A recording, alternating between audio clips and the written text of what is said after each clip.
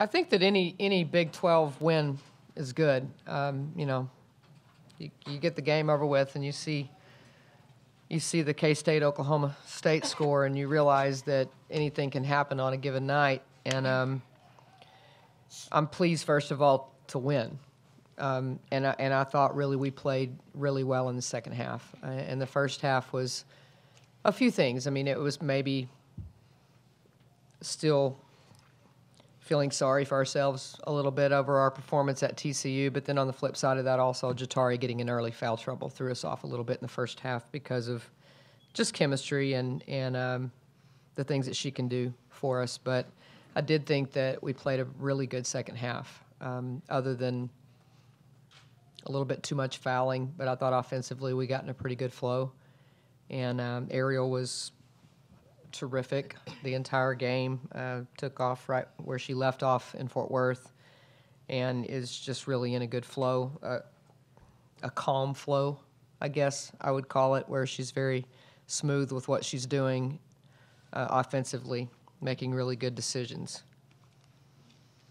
And then I thought in the second half our bigs got involved, and that's something that I've been harping on, and I thought they did a much better job in the second half showing that they had a presence. Obviously much better on the offensive rebounding in the second half. Yeah, I mean, 26 offensive rebounds is pretty good. Shows a little bit that we're not shooting the ball as well as we were early in the year, but I do think that happens. I mean, you don't shoot the ball great every night, and the fact that we were willing to get some extra possessions by offensive rebounding is a good thing. What did you see out of Joyner that maybe you hadn't seen in the first few games? Well, I definitely, as I've said, sounds like a broken record, but it's going to take time.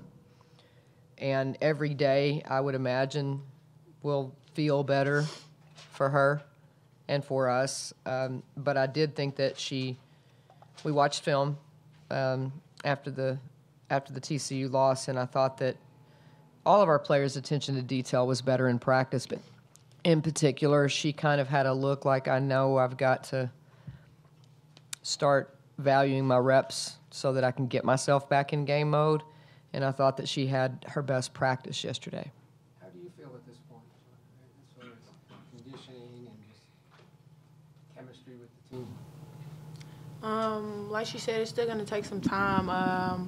I feel better about my performance tonight because I practiced, as Coach said, well yesterday. I don't think I practiced up to my potential, but I practiced well yesterday.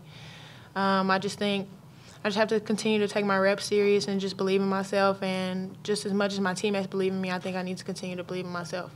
Before today, was there any frustration in getting back to this peak, knowing how good you are and how good you played last year? I think if anybody was in my position at this point, I think you have some frustration. So, yeah,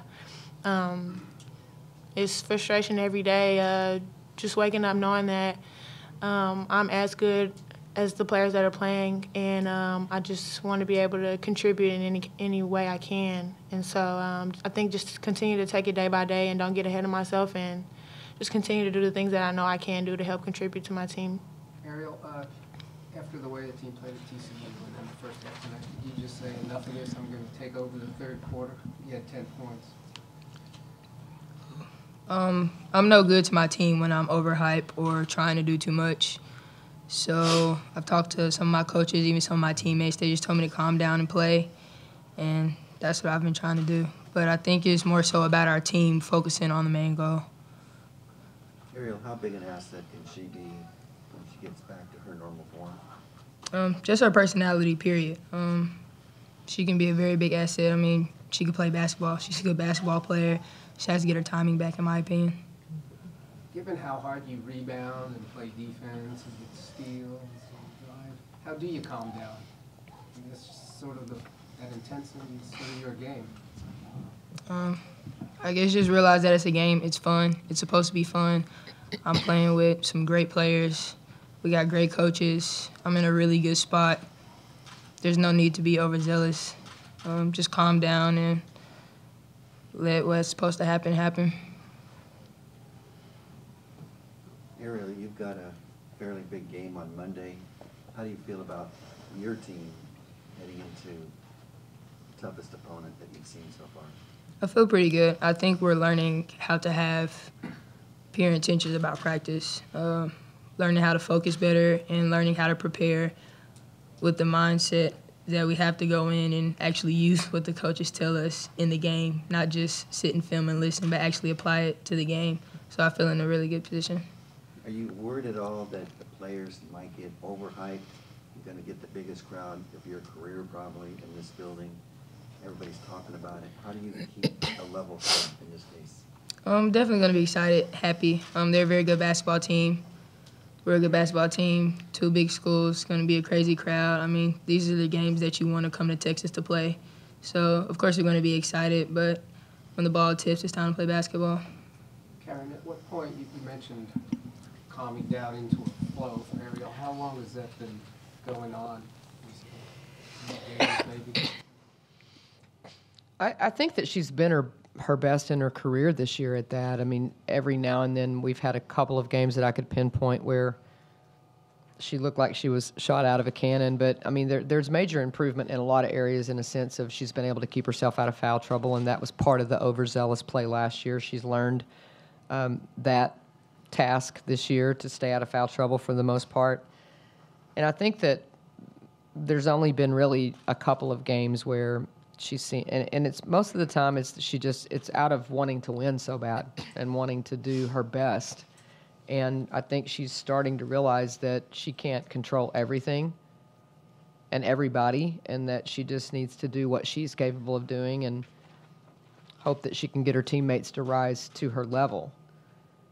But there's been several games that I thought, Georgia, I thought she was in just a unbelievable flow where she just lets things come to her and she's not in too big of a hurry. Sometimes I think she just doesn't realize her skill level is as high as it is, and the things that she can do are hard to stop if she just doesn't get in her own way. Coach, what will it take to beat UConn? It would take a really exceptional performance. I mean, there's no question about it. They're so good in so many ways. They're fast. They're really good in transition. They're solid defensively. I mean, they have 5 people on the court that can score at any moment. 6, I guess, if you talk about their 6th man. But I also think that this is as balanced of a team that we've had offensively, and part of the task of even being able to play with them is to be able to score some. And I'll use today as an example. Last year, we would have stumbled, and we did stumble, against junk defenses. And we actually extended our lead today against the junk. And that was, I thought, a really big kind of moment for this team, which is, okay, they're going to man Ariel, they're going to man Brooke, what are we going to do now? And last year we sort of stood around staring at each other, and today I thought all of the decisions that needed to be made by the other players, besides the ones that were being manned, were great decisions. And those are steps for us offensively where we got kind of just completely bogged down in those moments last year. So I thought that was really huge for us. And that tells opponents, that they're probably going to handle this better than they did last year. But back to UConn, it's a every second of the game type of game where you can't have a lull in your attention to detail and in your level of performance. And I think anybody that plays them knows that. Karen, Ariel said, this is why players come to Texas playing games like this, to see the interest, the tickets that have been sold. How big is Monday just in a general perspective? I think it's a huge game. I mean, if we've gotten 10,000 people to get interested in coming to the Irwin Center on a holiday, then that's a big deal. I mean, it's exciting for women's basketball. You don't want to play on a highlighted ESPN game on Monday night and 2,000 people be here.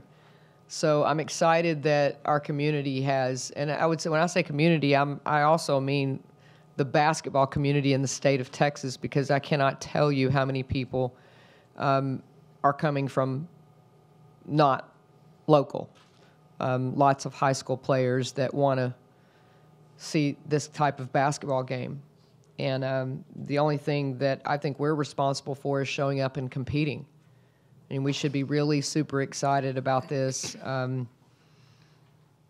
And I agree with her. It is why you come here, and it's why we agreed to play the game, because this is how you grow the game, is to put a game that's highlighted on a Monday night and 10,000 people show up. I mean, that's why they highlighted this game, and I'm really excited that the community embraced it, because it is a game for women's basketball. Regardless of what happens, there's still 10,000 people that are going to come here and watch women's basketball. That hasn't happened in a while at Texas. So I appreciate Gino coming in the middle of his conference play. And I appreciate our school and ESPN for asking us to do it. It is a difficult game in the middle of the Big 12 Conference, but I do think it's one that players want to play in. Joyner, can you talk from a player standpoint how jacked up you guys are for games like this on Monday? Like, can you expand on the question? Like, what do you mean by jacked up? How more excited are you, when you have a national TV game against the #1 team in the country? How much more excited are you as a player for games like this rather than just other games?